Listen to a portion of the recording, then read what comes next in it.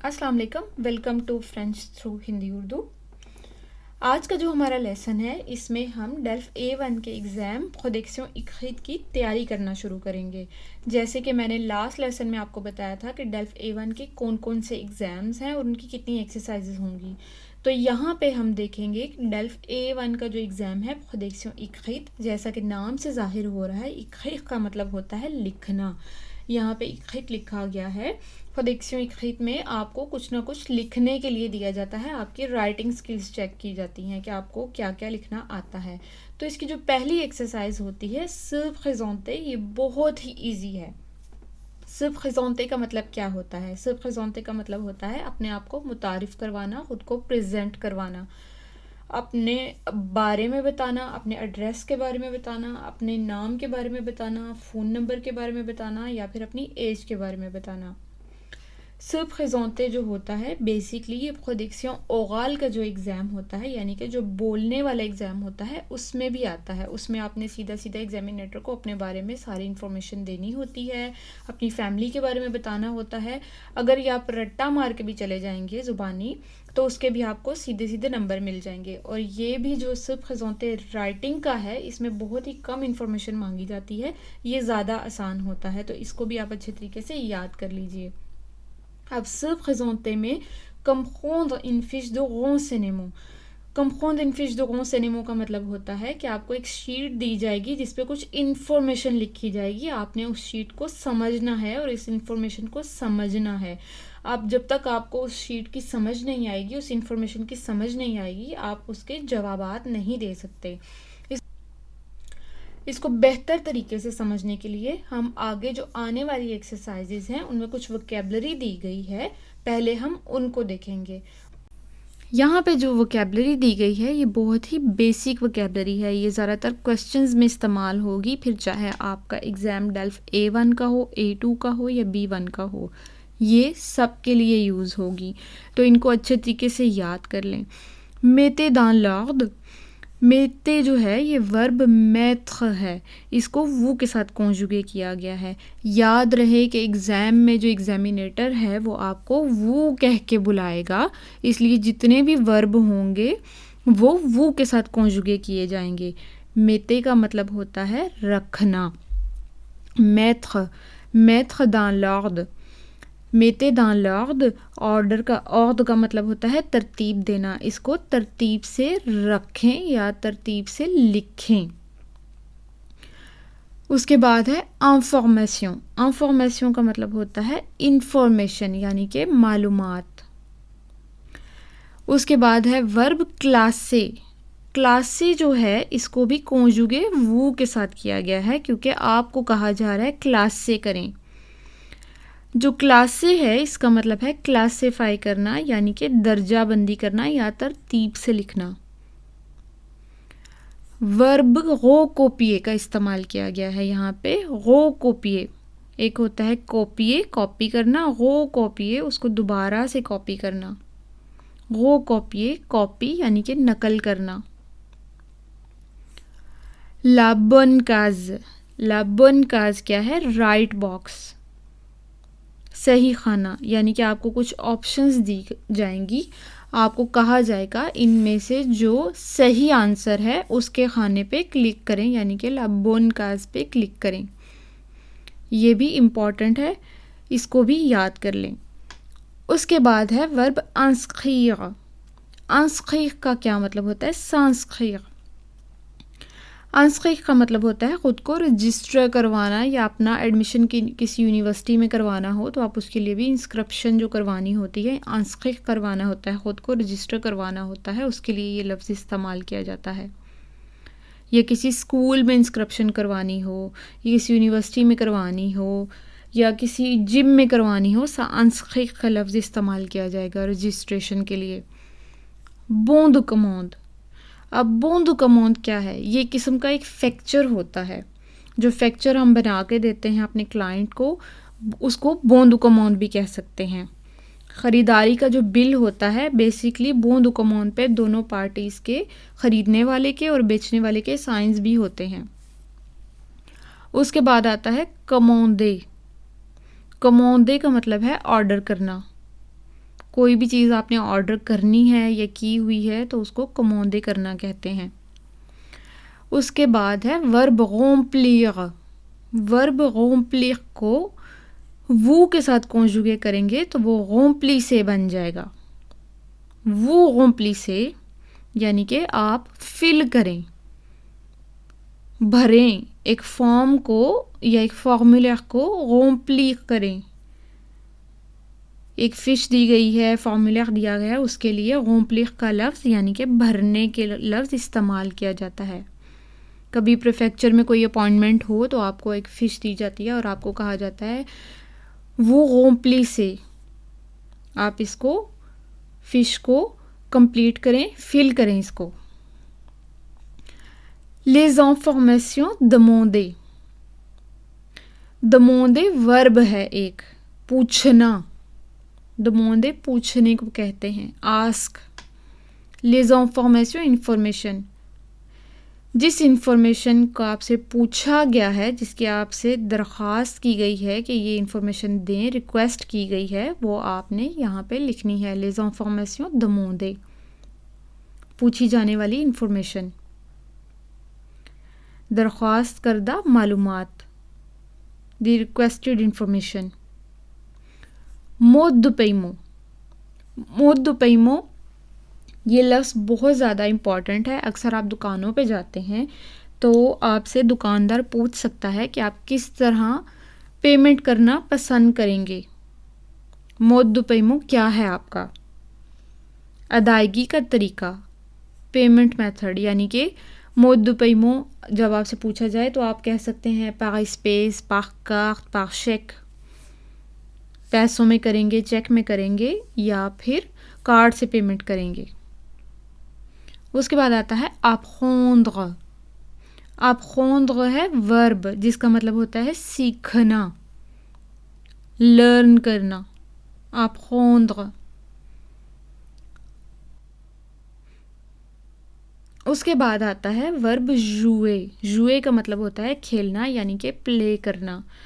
ये जो लफ्ज़ है ये ना सिर्फ स्पोर्ट्स के लिए इस्तेमाल किया जाता है बल्कि इंस्ट्रूमेंट वगैरह के लिए भी इस्तेमाल किया जाता है। गिटार को प्ले करना, म्यूज़िक को प्ले करना, इन सब के लिए भी जुए का लफ्ज़ इस्तेमाल किया जाता है। उसके बाद आता है स्वेते। वर्ब स्वेते। स्वेते का मतलब होता है टू विश यानी कि ख्वाहिश करना। je souhaite, मैं चाहता हूँ या मैं चाहती हूँ। je veux भी होता है। je souhaite, souhaite का मतलब होता है विश करना। je veux का मतलब होता है वर्ब vouloir है, I want, मैं चाहता हूँ। souhaiter का मतलब होता है मैं ख्वाहिश करता हूँ। souhaiter to wish, I wish।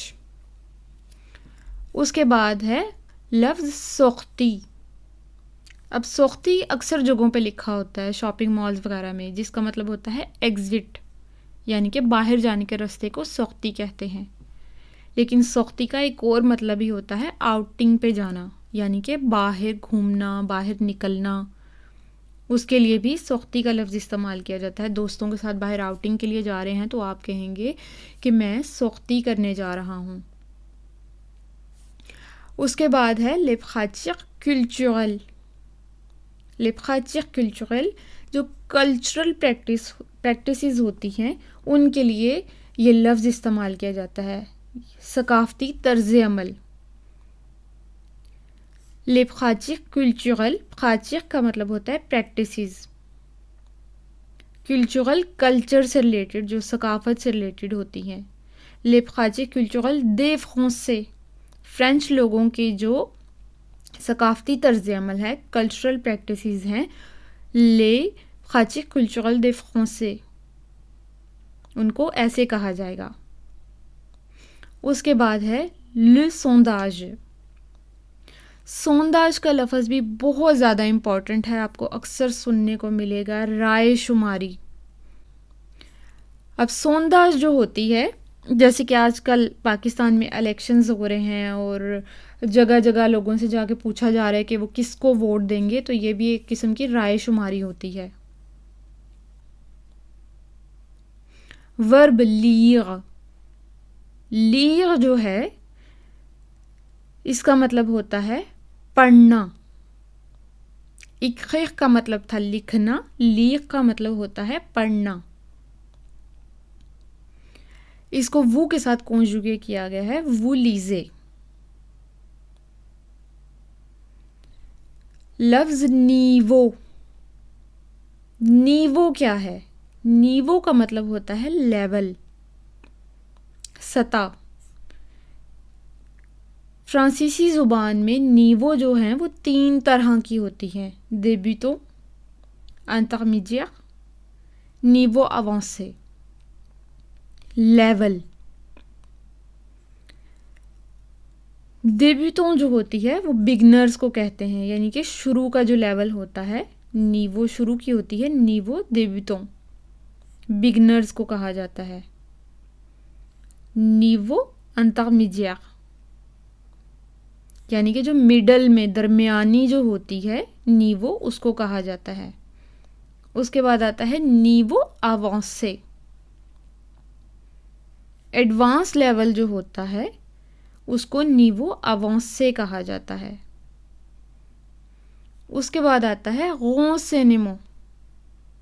रोंसेनिमो हमने सबसे पहले पढ़ा था। रोंसेनिमो का मतलब होता है इंफॉर्मेशन। ये आप किसी दुकान पे भी जाएं, आपने किसी से पूछना हो किसी कपड़े के बारे में, किसी जूते के बारे में, तो आप उसे कह सकते हैं j'ai besoin de renseignements, मुझे कुछ इंफॉर्मेशन चाहिए। तो होप्स हो ये वोकैबलरी आप अच्छे तरीके से याद कर लेंगे। जब आपको ये वोकैबलरी याद हो जाएगी तो आपके लिए आने वाली एक्सरसाइजेज आसान होंगी।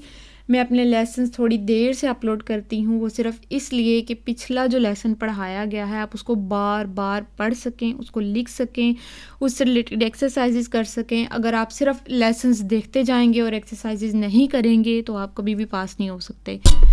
इसलिए बेहतर यह है कि जो मैं आपको बताती हूँ उसको एक हफ्ता अच्छे तरीके से उसकी प्रैक्टिस किया करें, उस ग्रामर की, उस वोकैबलरी की। उसके बाद आप नेक्स्ट लेसन पर आया करें। अब हम देखते हैं प्रोडक्शन écrite की पहली एक्सरसाइज में क्या पूछा गया है। mettez les informations du formulaire dans l'ordre।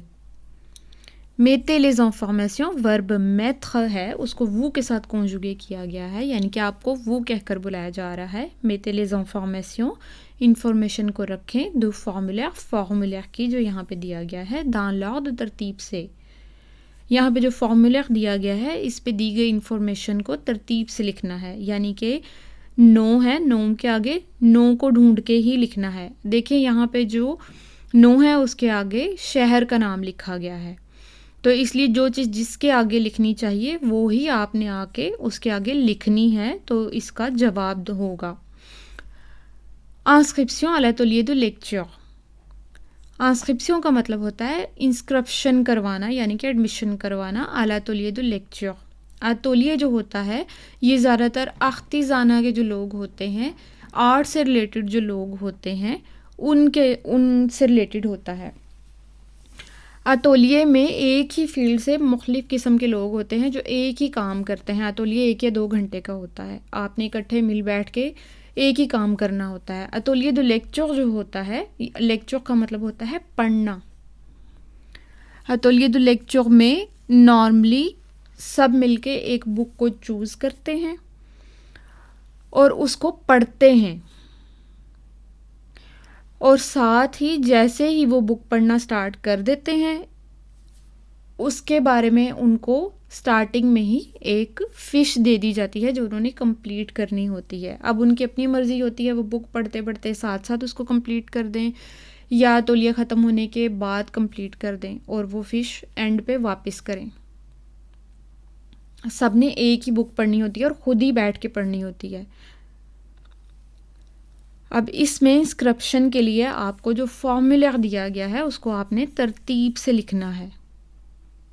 तो सबसे पहले यहाँ पे पूछा गया है नो, नाम यानी कि फैमिली नेम, फिर है date de naissance, date of birth, prénom नाम, ईमेल, ईमेल को एड्रेस इलेक्ट्रॉनिक भी कहते हैं,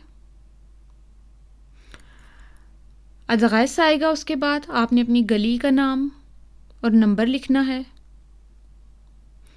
उसके बाद आता है कोड पोस्टल। आपका जो कोड पोस्टल है, पोस्टल कोड होगा, वो आपने लिखना है। विल, अपने शहर का नाम लिखना है। पई, अपने मुल्क का नाम लिखना है। टेलीफोन, अपना फ़ोन नंबर देना है। अब यहाँ पे देखें, चीज़ें तरतीब से नहीं लिखी गई, इसको मैंने तरतीब से लिखा है। नो जो है दिल्यान, नो आपको कैसे पता चलेगा? ये बड़े लफ्ज़ों में लिखा गया है। जो फैमिली नेम होता है वो हमेशा बड़े लफ्ज़ों में लिखा जाता है। क्वेश्चन में भी अगर आपको ऊपर दिया जाएगा कि आपने इनको खानों में लिखना है, तो आपने इस बात का ख्याल रखना है कि जो बड़े लफ्ज़ों में होगा वो ही नो होगा। दत दुनी सॉन्स यहाँ पे भी इन्होंने बिल्कुल सामने लिखी हुई थी। दत दुनी सॉन्स 14/03/1967। ये आपको पढ़नी आनी चाहिए। जिन्होंने गिनती याद की हुई है उनको डेट ऑफ बर्थ पढ़नी आनी चाहिए। खनो, इवलिन, ईमेल, यहाँ पे ईमेल लिखा गया है।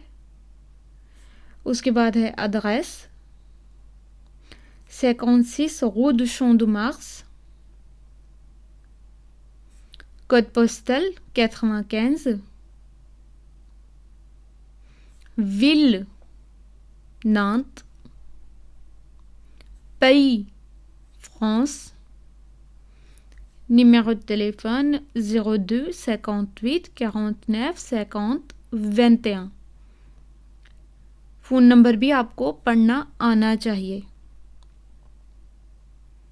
तो ये एक सिंपल सी एक्सरसाइज है, आपको पता होना चाहिए ये सारी इंफॉर्मेशन। हो सकता है वहाँ पे आपको अपने बारे में इंफॉर्मेशन ना देनी पड़े, जैसे कि इस एक्सरसाइज में किसी और के बारे में इंफॉर्मेशन दी गई है, वहाँ पे आपने उसको सिर्फ सामने सही सही लिखना है। यहाँ से आपके बारे में कुछ नहीं पूछा गया। ये हमारी सेकंड एक्सरसाइज है जिसको आपने खुद हल करना है। लास्ट एक्सरसाइज में भी वही कुछ था, इस एक्सरसाइज में भी यही कुछ है। ये आपने खुद हल करनी है। अगर आपको नहीं करनी आती, आपसे नहीं होगी, तो आपने सिर्फ कमेंट सेक्शन में बता देना है। नेक्स्ट जो हमारा लेसन होगा उसमें मैं आपको ये हल करनी बता दूंगी। तो इसकी क्वेश्चन को समझना है कि इस क्वेश्चन में क्या पूछा गया है। क्लास से एगो कॉपिए, क्लास से का मतलब है तरतीब देना, वो कॉपिए कॉपी करना, लिमो वर्ड्स को दलाबन काज सही खाने में, ये जो खाने दिए गए हैं इनमें सही सही जहाँ पे जो लगता है वहाँ लगाना है। pour inscrire इंस्क्रिप्शन के लिए, आंजल की इंस्क्रिप्शन के लिए। à une école de langue, एक लैंग्वेज स्कूल में, à Paris पेरिस में। आपने एंजल की इंस्क्रिप्शन के लिए जो खाने दिए गए हैं उनको फिल करना है। जोन सा वर्ड जहाँ पे आता है उसको वहाँ पे लगा के फिल करना है ताकि वो एक लैंग्वेज स्कूल में इंस्क्रिप्शन करवा सके। यहाँ पे एंजल की सारी इंफॉर्मेशन दी गई है। ये इन्फॉर्मेशन मैं आपको पढ़ के नहीं बताऊंगी, आपको इतना सा खुद पता चल गया होगा अब, क्योंकि ये एक किस्म का मैं आपको काम दे रही हूँ, तो इसलिए आपने इसको खुद पढ़ के खुद नीचे लिखना है। तो अगर आप ये कर लें तो कमेंट में बता दीजिएगा। मिलते हैं नेक्स्ट लेसन में। अल्लाह हाफिज़।